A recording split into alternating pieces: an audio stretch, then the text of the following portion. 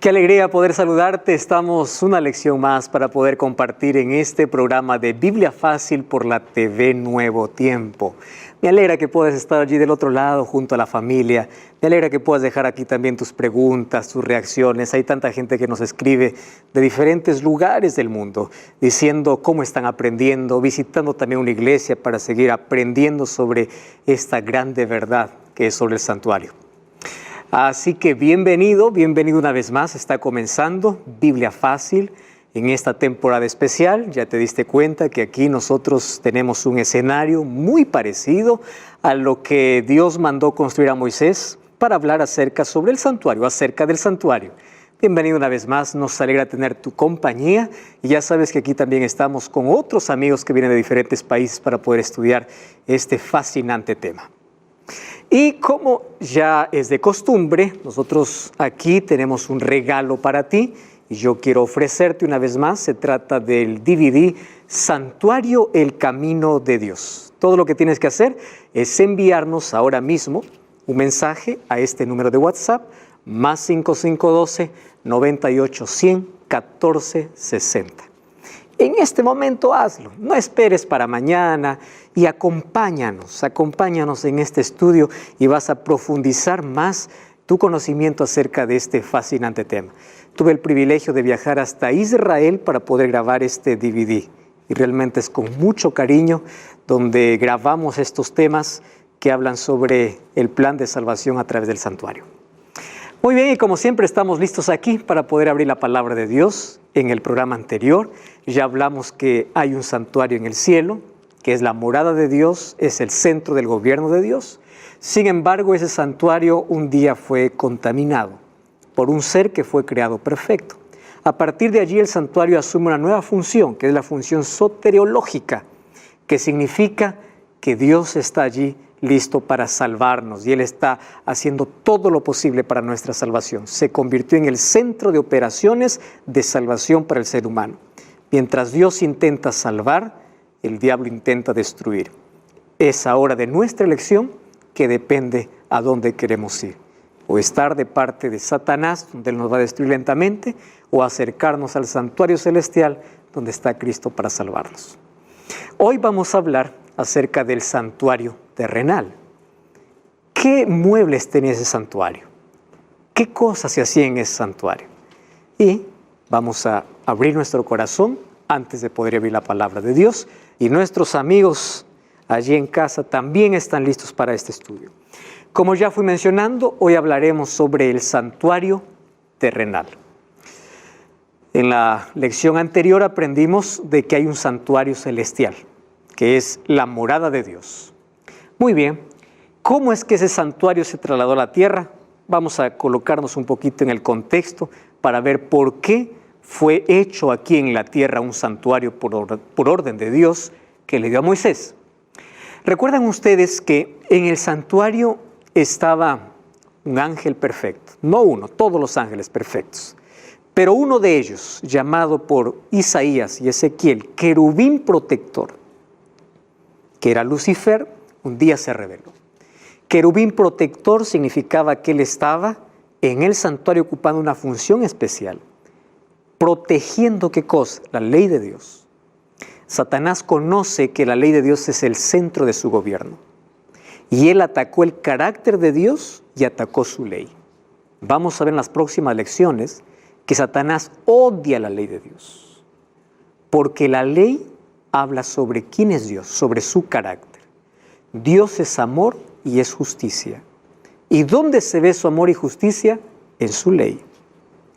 Y hoy vamos a ver cómo después de que Él se rebeló en el cielo, por más oportunidades que tuvo para poder arrepentirse, no aceptó, un día hubo una batalla en el cielo. Apocalipsis capítulo 12, versículo 9 dice así: fue lanzado fuera el dragón, la serpiente antigua que se llama Diablo y Satanás, el cual engaña al mundo entero, fue arrojado a la tierra y sus ángeles fueron arrojados con él. La tercera parte de ángeles fue convencido por Satanás. Yo quiero que presten atención a ese detalle. Si ángeles fueron convencidos por Satanás, imagínense la estrategia que él usa para que el ser humano pueda aceptar su propuesta. Si ángeles del cielo fueron convencidos por él, ¿cómo hoy la humanidad se deja convencer de una manera tan sencilla? Claro, porque ya vivimos en una humanidad caída, ya heredamos o ya tenemos una naturaleza pecaminosa. Para él es mucho más sencillo, pero no estamos solos en este conflicto. Por eso necesitamos de la ayuda de Cristo. ¿Y dónde vamos a pedir ayuda? En el santuario, porque es allí donde está Cristo. Ahora, Satanás fue lanzado. Y ahí viene la pregunta, ¿verdad? ¿Por qué Dios no lo destruyó?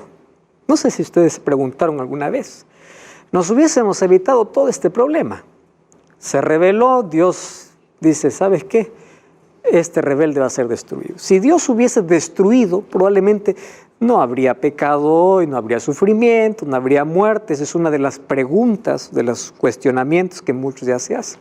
¿Por qué Dios nos destruyó? Recordemos que Dios creó el universo y el universo no es este planeta.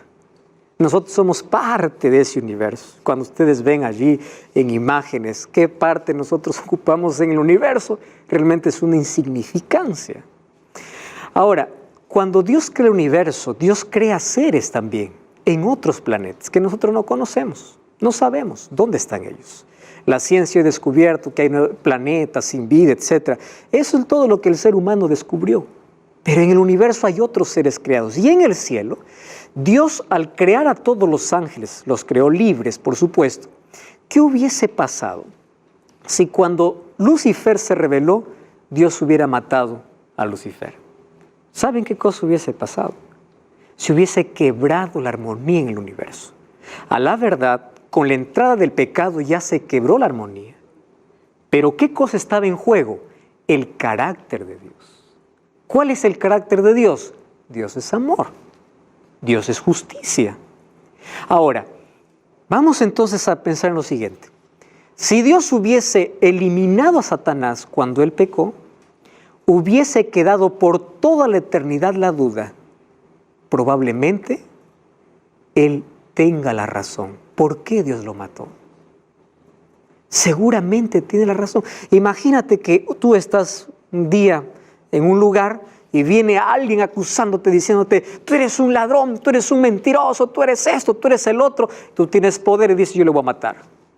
Y cuando tú lo mandas a matar, queda la duda, ¿por qué lo mató? Ah, seguramente tenía razón. Entonces, ¿qué cosa hizo Dios? En su omnisciencia tomó la decisión más sabia. Dejar que el mal pueda revelarse por sí solo y que el tiempo pueda decir quién es el verdadero carácter de Dios y cuál es el verdadero carácter de Satanás. Todo el universo estaba a la expectativa cuando surgió la rebelión. Y es por eso que hoy quedó ante los ojos del universo el amor y la justicia de Dios y el verdadero carácter de Satanás. Demandaba un poco de tiempo todo eso. Y entonces, ¿cómo continúa la historia? Aquí Dios había creado el mundo. Génesis 1:31 dice que todo lo que había hecho era bueno en gran manera, era perfecto. Este era un nidito de amor, así como los padres hacen una cunita, un cuartito para la llegada del bebé. Cristo creó el mundo, Dios creó el mundo. Lo creó con todas las condiciones para que el ser humano pueda vivir bien y que pueda vivir eternamente feliz. Por eso es que el ser humano, ¿cuándo fue creado? En el sexto día. Después de que Dios creó todas las condiciones necesarias y era todo perfecto. Perfecto, era bueno. Dios mismo hace su evaluación. Él para mirar y dice, es bueno. Fue el mismo Dios quien hace la evaluación de su creación. Muy bien, solo que esa felicidad eterna tenía que pasar por una prueba. Y esa prueba tendría tres características. Era una prueba de amor, una prueba de fe y una prueba de obediencia. Esas tres palabras están ligadas, están unidas. Obediencia, fe y amor. No lo podemos separar. Cuando hay amor hay obediencia. Cuando hay obediencia hay fe. Entonces, imagínense ustedes, el cielo ya quedó con un espacio por la tercera parte de ángeles que siguieron a Satanás. Y Dios tenía que hacer una pequeña prueba, y si ellos pasaban la pequeña prueba, Adán y Eva, ellos iban a ser integrados a la familia celestial. ¿Y por qué yo llamo de pequeña prueba? Vamos a Génesis capítulo 3, primer libro de la Biblia. Dice que Dios le dice a Adán y Eva, versículo allí en el capítulo 3, Dios le había dicho a Adán y Eva que ellos no coman de un árbol. ¿Por qué yo llamo de pequeña prueba? Presten atención aquí. Difícil prueba hubiese sido que Dios hubiese dicho lo siguiente: coman solo de un árbol y miren de los otros. Es difícil. Imagínate todos los días comer de uno. Pero es fácil porque Dios le dice, de todo podrás comer, menos uno. Y ellos eran creados seres perfectos, fueron creados perfectos. Ahora, fíjense una cosa, vamos al capítulo 2, versículo 16. Mandó Jehová Dios al hombre diciendo, de todo árbol del huerto podrás comer, de todo árbol. Versículo 17 del capítulo 2. Mas del árbol de la ciencia del bien y del mal no comerás, porque el día que de él comieres, ciertamente morirás. Simple, era la prueba, pasaban esa prueba y ellos pasarían a integrar a la familia celestial. ¡Qué honra! ¡Qué privilegio! Pero allí ustedes saben la historia. Aparece Satanás. Luis, ¿tienes una pregunta? Sí, le pregunto, ¿cuánto tiempo, digamos, sería esa prueba que usted habló o no se sabe, digamos? No tenemos idea de cuánto tiempo estuvieron Adán y Eva en el jardín antes de la entrada del pecado. El asunto es que si Dios colocó esa prueba de lealtad, fe y obediencia, probablemente no sería eterna.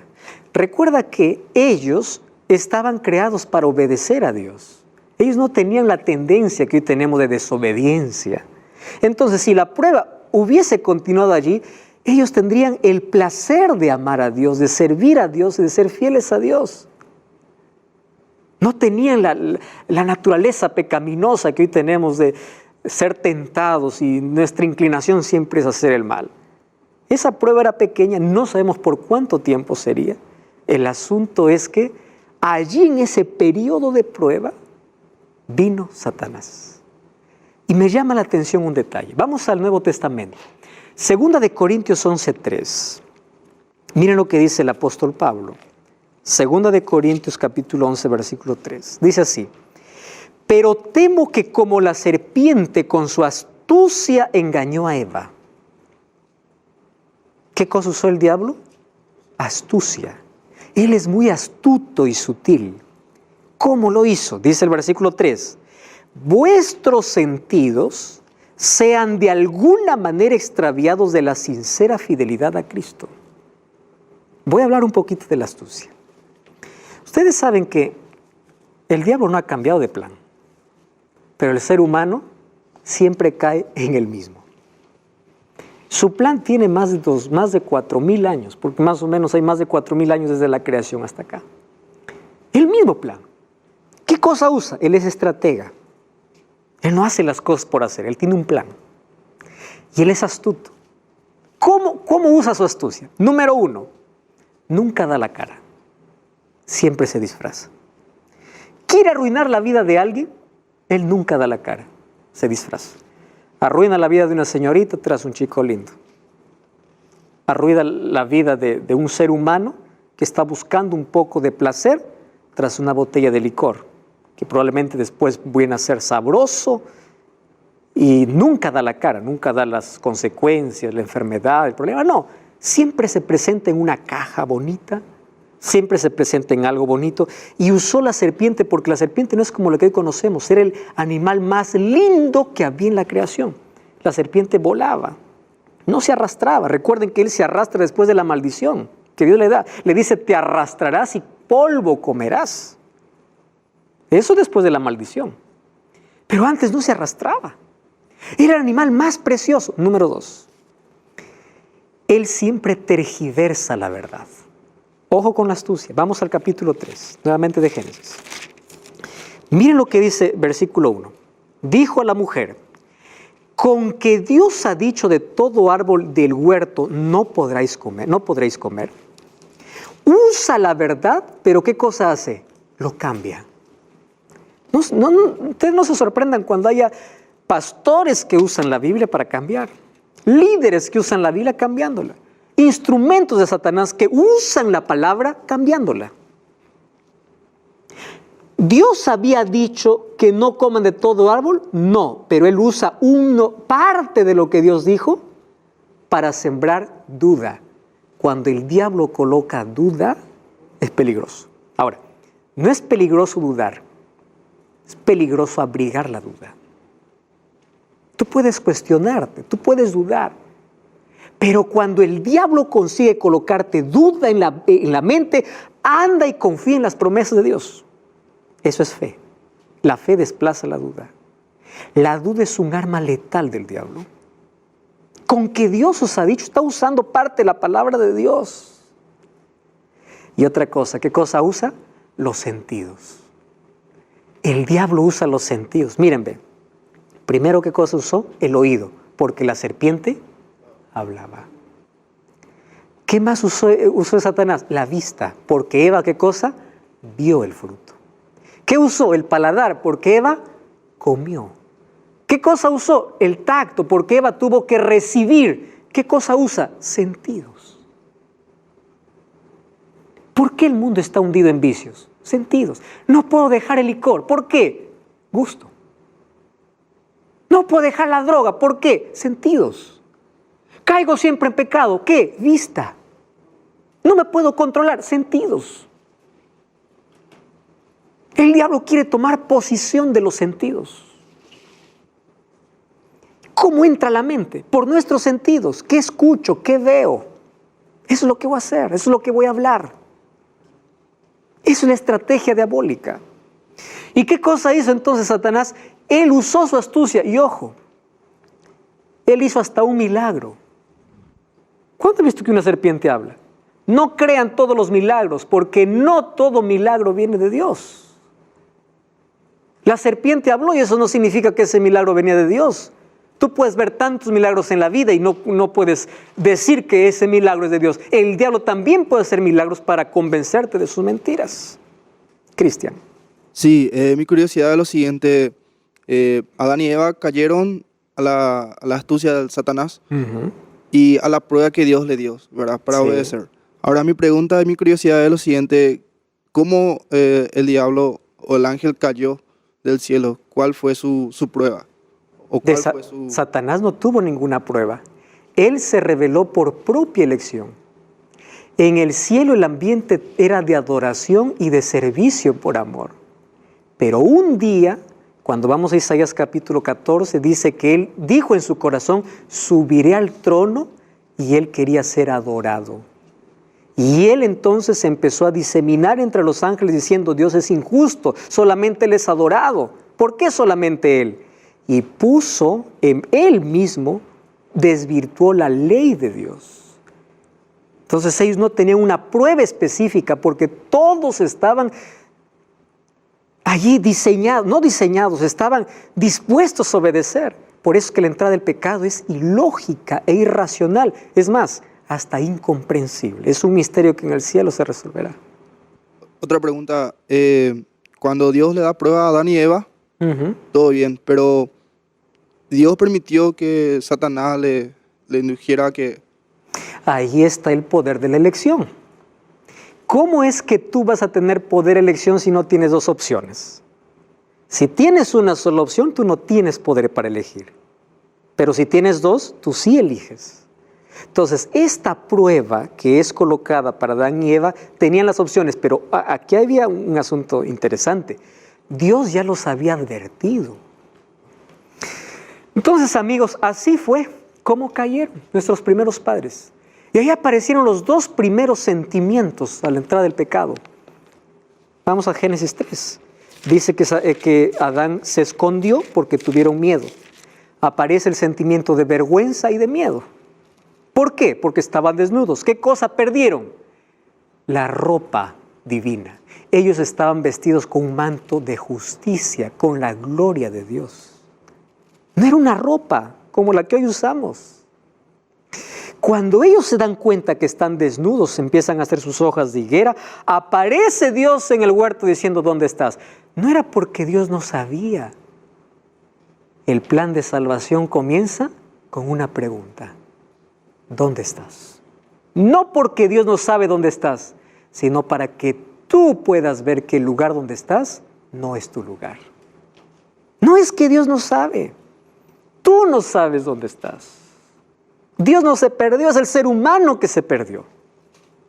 Y ahí viene Dios diciendo, ¿dónde estás? Y cuando viene dice, Señor, tuve miedo. Y el ser humano hoy sigue corriendo, huyendo de Dios porque tiene miedo, tiene vergüenza. Dios no me acepta, pequé mucho, vergüenza, tiene miedo. ¿Por qué? Continuamos con la misma historia. Y cuando Dios les llama, miren lo que dice el versículo 21 del capítulo 3. Jehová Dios hizo al hombre y a su mujer túnicas de pieles y los vistió. Para que Dios pueda vestirles con túnicas, significó que hubo muerte. ¿De quién? De un animal. ¿De dónde salió esas pieles? De un animal que fue muerto. ¿Recuerdan ustedes que yo les dije que el santuario nos enseñaba que salvación es sustitución? El día que Adán y Eva pecaron, sí hubo muerte, pero muerte sustitutoria. Porque en lugar de que Adán y Eva mueran, murió un cordero inocente. Y ese cordero representaba ¿a quién? A Cristo. Por eso es que hoy Cristo nos ofrece su ropa, su manto de justicia para cubrir nuestra vergüenza. Es curioso, Génesis 3, el hombre está desnudo. Apocalipsis 3, el hombre sigue desnudo y Dios le dice, yo te aconsejo que de mí tengas vestiduras. Sigue desnudo. Porque eso es lo que hace el pecado. Entonces, amigos, allí ocurrió la muerte de un animal. La solución para el problema del pecado fue la sustitución. Tú y yo merecemos morir, pero allí se colocó Dios y dijo, yo voy a morir. Yo voy a tomar tu lugar. Imagínate el dolor de Adán y Eva al ver un animal inocente muriendo en su lugar. Sustitución. Y a partir de allí comienza un camino de sangre. Mas eso era un plan que Dios ya había establecido en la eternidad. Luego Dios les llama para hacer un juicio. Y allí aparece en Génesis capítulo 3, versículo 15, el primer juicio. Miren lo que dice 3:15. Pondré enemistad entre ti y la mujer, entre tu simiente y la simiente suya. Este te dirá en la cabeza y tú le herirás en el calcañar. Estaba Dios, Adán, Eva y la serpiente. Y Dios hace un juicio y le dice así, a la serpiente le dice, mira ve, un día tú vas a ser pisoteada en la cabeza. ¿Por qué? Porque de esta mujer nacerá una simiente, es una descendencia. Nacerá un descendiente de esta mujer. Tú, serpiente, le herirás en el calcañar, es decir, en el talón. ¿Cuándo la serpiente hirió en el talón a la simiente de la mujer? En la cruz. ¿Y cuándo Dios le pisará por completo la cabeza? Cuando vuelva. Y después del milenio, cuando sea destruido para siempre. El diablo entonces es un enemigo vencido que en breve será destruido. Esa profecía se llama el primer evangelio, es decir, las primeras buenas nuevas. Es por eso que todas las mujeres en Israel querían tener un hijo varón. ¿Por qué creen? Porque todas querían ser la madre del Mesías.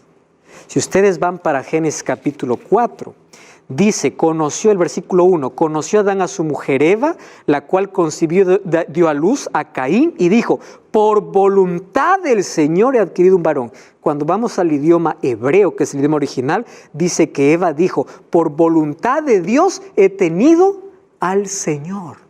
Ella pensó que su primer hijo, ¿quién era? El Salvador. Entonces Adán y Eva, al ver la muerte de ese animal inocente, Dios les explicó que esa era la única manera y que ya había un plan para poder rescatarlos. Y el plan era que de la descendencia de la mujer vendría uno. Por eso es que Satanás siempre quiso destruir la descendencia. Quiso desviar al pueblo de Dios. Cuando Jesús nació quiso matarlo por medio de Herodes. Quiso perseguirlo, quiso hacerlo caer, etcétera, etcétera. Mas él nunca lo consiguió. Él siempre estuvo derrotado. No cambies el canal. Vamos a una breve pausa y ya regresamos.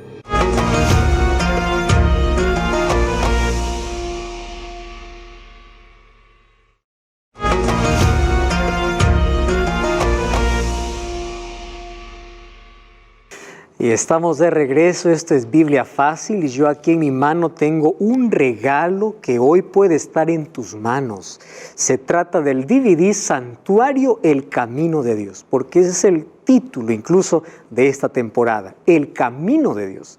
Todo lo que tienes que hacer para solicitarlo es enviarnos un WhatsApp ahora mismo al +5512 9810 1460. Vas a profundizar mucho más tus conocimientos sobre el santuario y te recuerdo que este DVD lo grabamos en Tierra Santa, allá en Israel, en diferentes lugares. Acá tenemos imágenes del Mar Muerto, de un santuario que hoy está como una réplica en el desierto, en el valle de Timnat. Extraordinario. Tú puedes solicitarlo ahora mismo y te recuerdo que es totalmente gratis. ¿Está bien? Muy bien, estamos hablando hoy en nuestro tema sobre el santuario terrenal. ¿Cómo es que comenzó toda esa historia hasta que el santuario terrenal fue levantado aquí en la tierra? Entonces, podemos decir que el primer santuario en la tierra fue el jardín del Edén, porque Dios estaba morando con sus hijos. Pero el pecado abrió una brecha, un abismo, y solamente abrió un puente para unir al Dios y el hombre, o al hombre a Dios, a través de un camino, y ese camino tendría la forma de una cruz. Era a través de la muerte sustitutoria de Cristo. Por eso es que el libro de 1 Pedro 1:18 dice, sabiendo que fuisteis rescatados, no con cosas corruptibles como oro o plata, sino con la sangre preciosa de Cristo, como de un cordero sin mancha y sin contaminación, destinado desde cuando dice, antes de la fundación del mundo. El pecado no tomó a Dios por sorpresa. Ya había un plan por si el hombre eligiese darle espalda a Dios. Y era tomar su lugar. Por esa sangre somos rescatados. Un cordero murió para cubrir la desnudez de Adán y Eva. Y ese cordero representaba ¿a quién? A Cristo. Quiero que imaginen la siguiente escena. Después que pecaron, ellos tuvieron que salir del huerto y 2 ángeles cuidaron para que ellos no volvieran a entrar. ¿Por qué Dios no permitía que ellos estuvieran en el huerto del Edén después del pecado? Porque en el huerto estaba el árbol de la vida. Si ellos comían del árbol de la vida, ellos serían pecadores eternos. Entonces era mejor restringir. Y vamos a ver en Apocalipsis que lo que un día perdimos en el Edén, en el cielo nuevamente estará el árbol de la vida. Eso veremos en las próximas lecciones. Todos los días Adán se acercaba con su familia. A partir de allí, a hacer sacrificios hasta la puerta del jardín, donde no podía más entrar. Yo imagino explicando a sus hijos, diciendo, un día estuvimos adentro, hoy estamos afuera, pero un día Dios nos dará el derecho nuevamente de entrar. Pero para entender eso, ¿qué cosa tenían que hacer? Sacrificar un animal. Ustedes saben que en la Biblia encontramos a Abraham haciendo sacrificios, Noé haciendo sacrificios, todos los patriarcas haciendo sacrificios. ¿Cómo lo entendieron?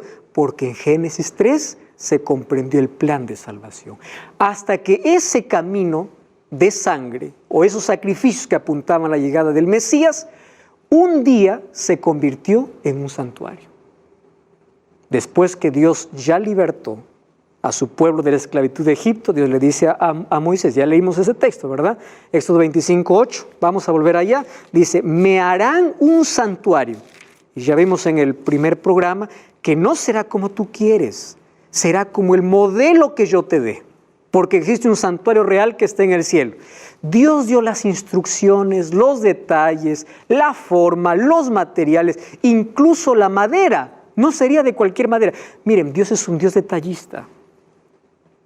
Dios le dijo cómo tendría que hacerse. Es más, para que fabriquen ese santuario, lo hicieron 2 hombres llenos del Espíritu Santo, Aholiab y Bezaleel. Dice que ellos recibieron un espíritu de sabiduría para fabricar el santuario. Ahora, este santuario, los muebles y todo lo que habría era costoso. Demandaba de mucho oro, de bronce, de otros materiales preciosos. ¿Y cómo iría a ser levantado ese santuario? Entonces allí nosotros encontramos que Dios da una orden. Vamos a Éxodo capítulo 25. Miren, vamos a leer versículo 2. Di a los hijos de Israel que tomen para sí ofrenda de todo varón que le diere de su voluntad de corazón. ¿Qué cosa van a dar? Ofrenda. Si ustedes leen todo el capítulo, es más, el capítulo 35 es interesante. Se va a repetir muchas veces la palabra corazón. Miren el versículo 5 del capítulo 35. Tomad ofrenda para Jehová, generoso de corazón le traerá Jehová oro, plata, bronce. Lean allí versículo 10. Todo sabio de corazón, es decir, la ofrenda es una actitud de adoración, de sumisión y ¿de qué? Del corazón. ¿Y saben qué cosa sucede cuando se da con el corazón? Sobra. Dice que trajeron tanto que el mismo Moisés tuvo que decir, no traigan más ofrenda. Miren lo que dice allí el versículo, vamos al versículo 6 del capítulo 36. Moisés mandó a pregonar por el campamento diciendo, ningún hombre ni mujer haga más ofrenda al santuario. Y así se le impidió al pueblo ofrecer más porque tenían material abundante para hacer la obra y sobraba. ¿Cuándo acontece eso? Cuando hay disposición de corazón. ¿Y cómo era ese santuario? Ese santuario tenía 2 compartimentos. Vamos a estudiarlo de una manera breve, ahí están los textos, vamos a repasar allí, vamos a anotar los textos, luego vamos a leer con más detenimiento en casa. Por el tiempo probablemente vamos a solamente mencionar los textos. Miren, ve, tenía 2 compartimentos. Aquí este escenario es más o menos la idea de lo que era el santuario. El santuario tenía un patio, nosotros estaríamos en el patio, que era el lugar donde ingresaba cualquier persona y estaba todos los días el sacerdote. En ese patio habían algunos muebles. ¿Qué muebles había? Aquí tenemos un lavatorio, una fuente con agua, ¿correcto? Con agua. Al otro lado, ¿qué cosa tenemos? Tenemos un altar. Era el altar de sacrificio. Y luego tenía 2 compartimientos, 2 lugares. Uno llamado lugar santo y al otro lado estaba el lugar santísimo, que estaba dividido por cortinas. Mírenme, lo que dividía el atrio del lugar santo, ¿qué era? Una cortina. Lo que dividía el lugar santo, el lugar santísimo, ¿qué cosa era? Otra cortina. ¿Correcto? Estaban divididos por cortinas. En el atrio, ¿qué cosa había en el atrio? Habían cortinas de lino. Las cortinas eran de lino, sostenidas por columnas de bronce. Todo el patio más o menos medía unos 50 metros por 25 de ancho. 50 metros de largo por 25 de ancho. Dentro de ese campo, de ese lugar, habían estos 2 muebles que ya mencioné. Entonces habían postes, lo que aquí vemos también en esta réplica, en este escenario, ¿no? Postes, y todo era de lino, estaba cercado el santuario. Eso era el patio. ¿Y qué muebles había en el patio? En el patio, el mueble principal era el altar. Este altar. Este altar tenía 4 cuernos. Yo voy a sacar aquí uno de ellos. Cuerno en la Biblia significa poder. En Apocalipsis vamos a hablar mucho de 7 cuernos cuando se habla de la omnipotencia de Dios. Estos cuernos estaban alrededor en las 4 esquinas del altar. Este altar era ¿de qué? De bronce. ¿Qué se hacía en este altar? Todos los días sacrificios. 2 sacrificios por día, a las 9 de la mañana y a las 3 de la tarde. El sacerdote colocaba aquí un cordero y lo quemaba. Pero también en este altar venía alguien que había ofendido pecado contra Dios trayendo un cordero. Y él tenía que degollar el cordero, el mismo pecador. El sacerdote tomaba la sangre del cordero, lo asperjaba sobre los cuernos de este altar y con un poco de sangre algunas veces entraba ¿dónde? Hasta la cortina que dividía el lugar santo, el lugar santísimo, y así asperjaba. Esto significa que los pecados eran transferidos. Le voy a explicar la transferencia. Antes de que el pecador mate el cordero o la ofrenda, colocaba sus manos sobre la cabeza del animal. Los pecados eran transferidos a ese animal inocente y ese animal inocente cargaba mi pecado, por eso es que moría. Y esa sangre entraba contaminada. ¿A dónde? Adentro. Por eso es que adentro, en el lugar santísimo, luego vamos a estudiar que el santuario necesitaba ser purificado. ¿Por qué necesitaba ser purificado? Porque a través de la sangre los pecados ingresaban hasta el santuario, hasta adentro. Entonces, aquí se ofrecían sacrificios durante todos los días. El altar era de unos 2,5 metros de largo, con 1,5 de ancho y de alto. Aquí se ofrecían sacrificios diarios y por los pecados del pueblo. Tenemos un recipiente de agua. Éxodo 30:18 nos dice que este recipiente, ¿para qué servía? El sacerdote, antes de oficiar cualquier cosa en el santuario, venía aquí, se lavaba las manos y los pies. Luego en el próximo programa vamos a ver qué significa cada uno de esos muebles, que hoy solamente vamos a mencionarlos. Esto representaba de que nadie se presenta delante de Dios sucio. Eso era símbolo de limpieza y purificación. Cuando nosotros entramos al lugar santo, en el lugar santo habían 3 muebles. Recuerden esto, en el atrio, ¿cuántos muebles habían? 2. La fuente de agua y el altar del holocausto. En el lugar santo habían 3 muebles. ¿Cuáles eran? Pan de proposición, un candelabro para dar luz y un altar de incienso. Otro altar que era más pequeño que esto. Ahora les explico cómo era. En esa mesa de panes, se llamaba de proposición porque significaba que estaba en la presencia. De presencia viene proposición, presencia de Dios. Allí eran colocados 12 panes. ¿Por qué 12?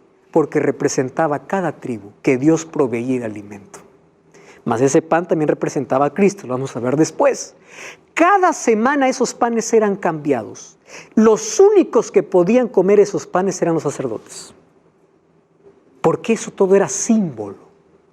Nada más que símbolo. Luego nosotros encontramos, aquí tenemos la división del lugar santo y lugar santísimo. Está el primer mueble, que son los panes, 12 panes, que eran asperjados también con incienso. Y al frente, ¿qué cosa había? Un candelabro. Tenía la forma de un almendro, tenía 7 brazos. ¿Por qué era necesario un candelabro? Porque el santuario no tenía ventanas. Era la única luz que tenía. Por eso es que tenía que arder día y noche con el aceite más fino, que era el aceite de oliva, que luego vamos a ver que representa el Espíritu Santo y también la presencia de Cristo. Entonces tenía 7 lámparas, era la fuente de luz, alimentado todos los días por aceite de oliva puro.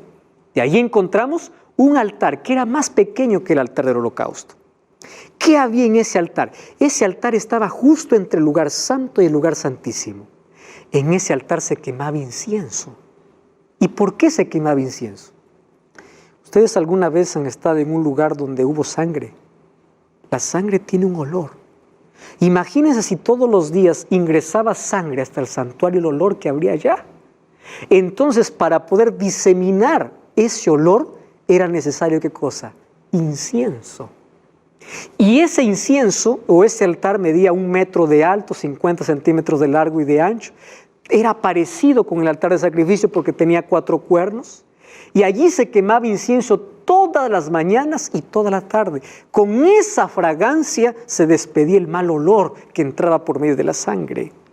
¿Qué más tenemos allí? Luego tenemos el lugar santísimo. En el lugar santísimo entraba una sola vez el sumo sacerdote, que era la máxima autoridad del pueblo de Dios, aquí en la tierra. Una sola vez, ¿para qué? Para purificar el santuario. Una vez al año, presten atención. En el atrio, ¿quiénes estaban? El pueblo, la gente que venía a ofrecer sus sacrificios y el sacerdote. El sacerdote tenía acceso todos los días, ¿hasta dónde? Hasta el lugar santo. Pero al lugar santísimo, una sola vez el sumo sacerdote. Una sola vez al año. Ahora, había un solo mueble ahí en el lugar santísimo. ¿Qué cosa era? El arca del pacto. Ese arca del pacto estaba cubierta por una tapa. Presten atención a esto que vamos a repetirlo después. Esa tapa se llamaba propiciatorio. Ese nombre es especial porque luego vamos a ver que Pablo habla de eso. Propiciatorio. ¿Qué había abajo de esa tapa? De paso que todo era de oro. Abajo de esa tapa estaba la ley de Dios, la que Dios escribió con su propio dedo, según Éxodo 31:18, y dio a Moisés. La vara de Aarón que floreció y un poco de maná. La ley de Dios, ¿dónde estaba? En el lugar santísimo. Ahí estaba. Entonces, del cielo descendía la gloria de Dios y se colocaba en la tapa.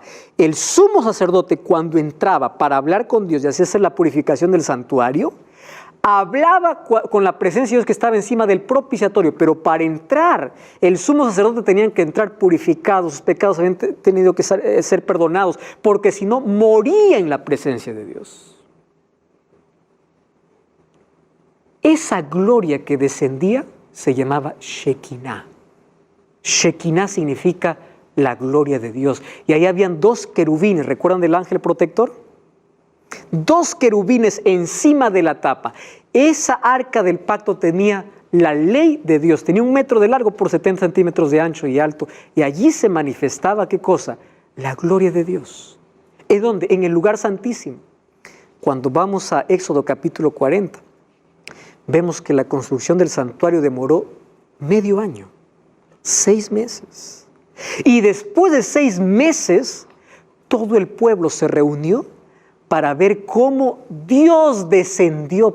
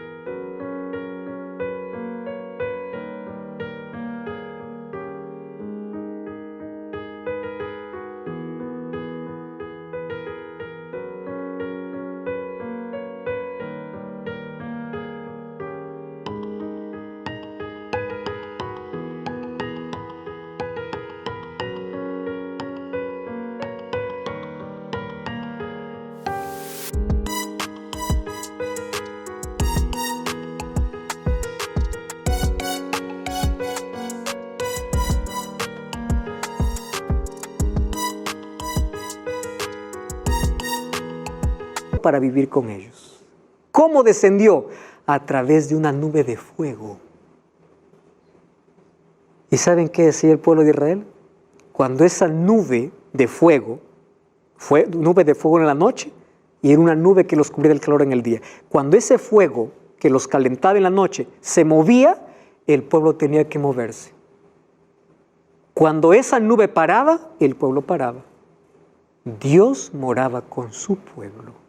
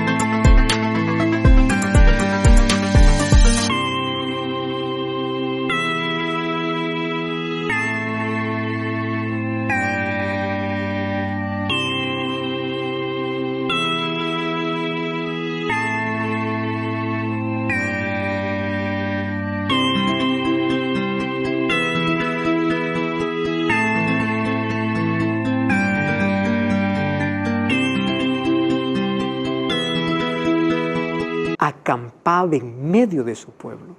Y así recorrieron por mucho tiempo, durante todo ese desierto, Dios guiando a